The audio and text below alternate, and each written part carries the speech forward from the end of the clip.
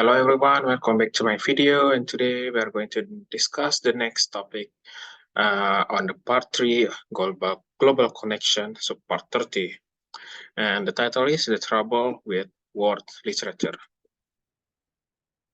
In the Saidian context, world literature takes on humanistic mantle of comparative literature, which seeks to direct and reinvigorate through a comprehensive, if also individually detailed understanding of transcultural literary works. World literature has its own methodological issue, not the least of which is its internally differing understanding of the value of comparison, and for this issue, which are both ideological and methodological. At the heart of philology, like world literature, is the practice of translation, although this practice is considered very different.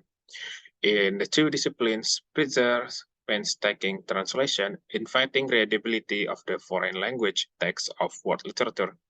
Two problems are encountered in world literature approach to literature in translation, which I shall refer to as the rules of the English language and the assumption of translation.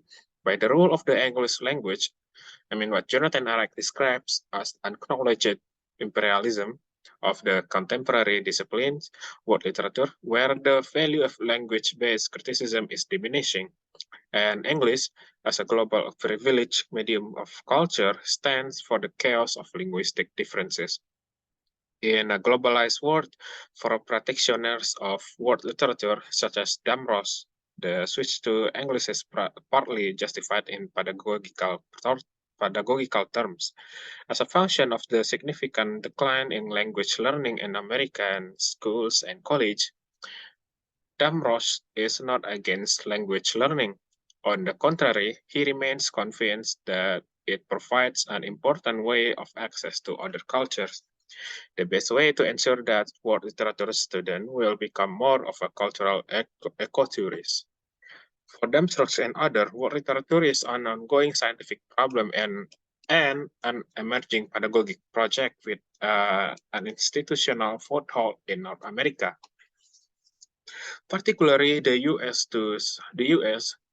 to some extent, Damsrock's view of world literature reflects the fundamental differences between North American and European graduate programs in comparative literature, with the former more likely than the latter to include a global component and be tied to broad undergraduate programs, often to the liberal arts humanities model of broad-based cross-disciplinary.